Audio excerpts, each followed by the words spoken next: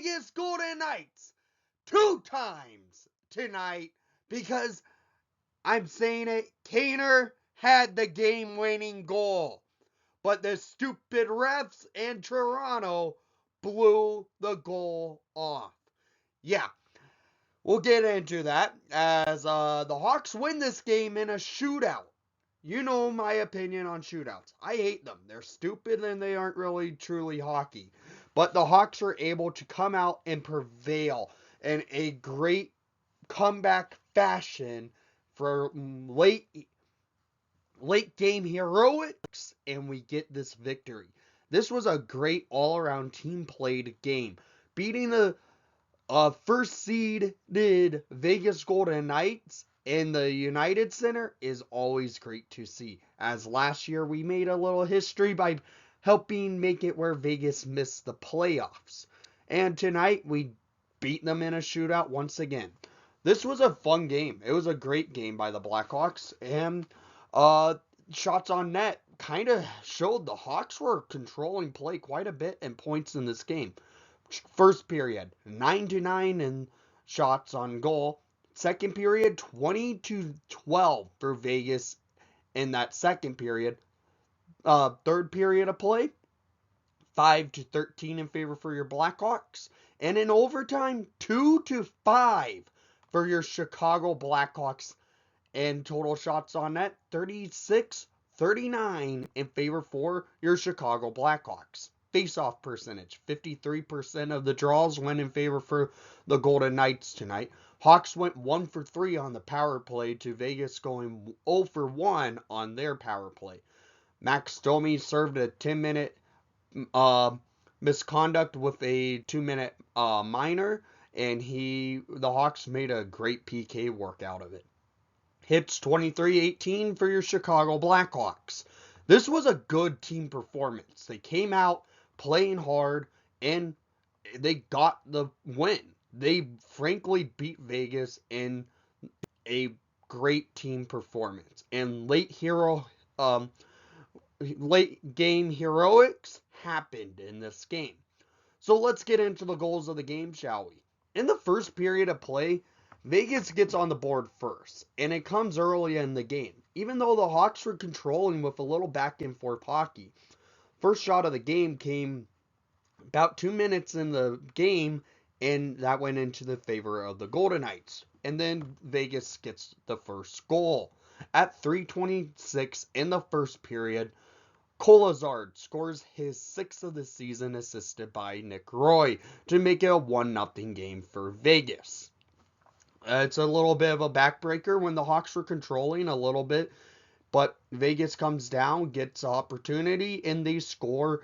It's a 1-0 game. Hawks were able to battle back, though, and they were moving the puck well, getting opportunities off, and, well, it comes at the 12-minute mark. The Hawks get on the board. At 12:39 in the first period, scored by number 70, Cole Gutman. His second goal of the season, assisted by number 90, Tyler Johnson. And number 11, Taylor Radish, to make it a 1-1 game. And the Hawks, after this goal, get a lot of momentum. This goal by Gutty was a beauty. He goes on a breakaway, and he goes backhand for him, and through the wickets of Broussard to make it a 1-1 game. This was a beautiful goal by Gutman for his second of his career, and second in just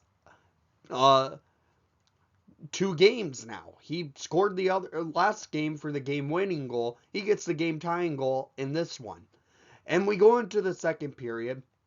Vegas gets a lot more control of the play.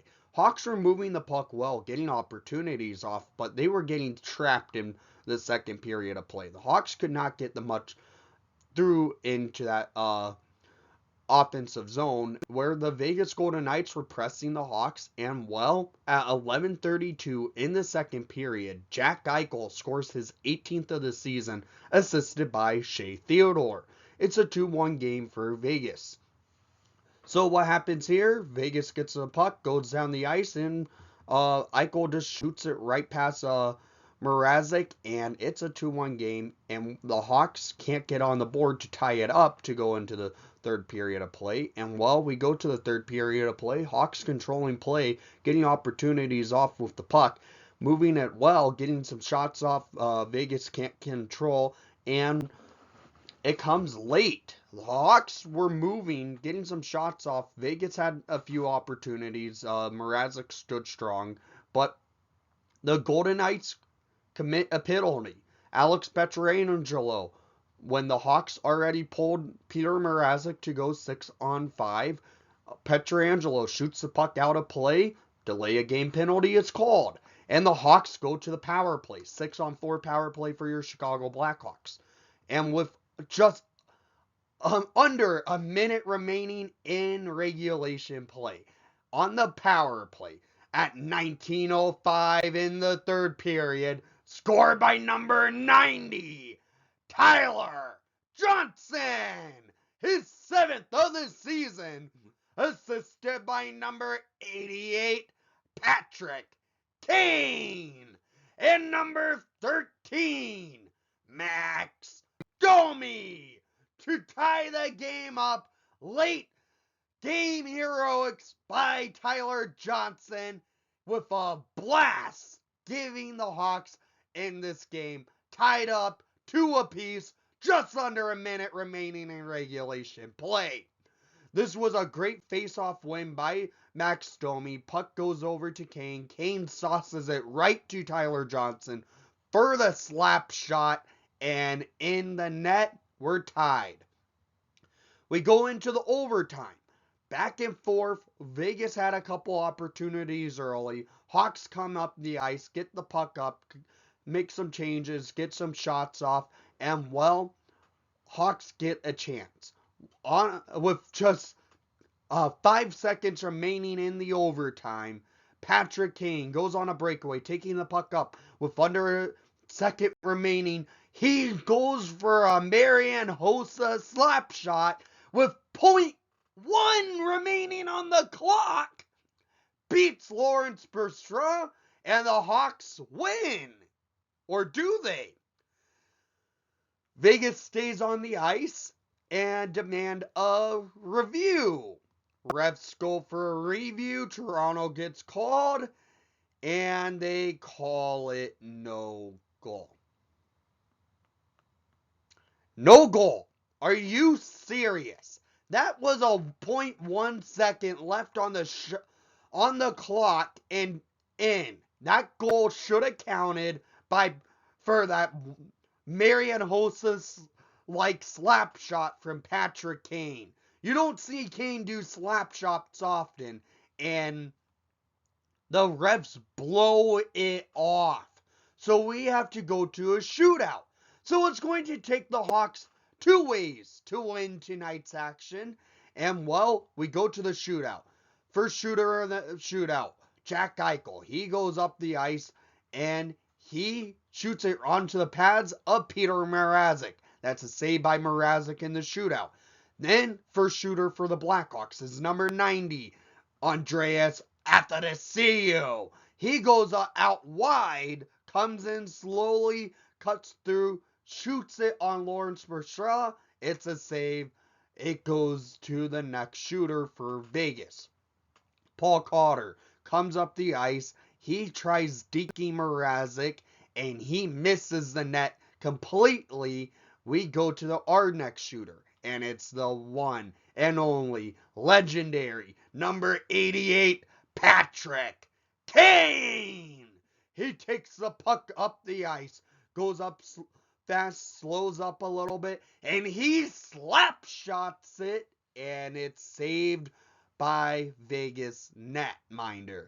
Then Vegas, with an opportunity to go ahead in the shootout to give them a 1-0 lead, it's Jonathan Marchessault who goes up on the ice, shoots it wide, and it's a miss. Hawks have an opportunity to win the game, and they put up the man who tied the game with just a minute remaining in regulation time.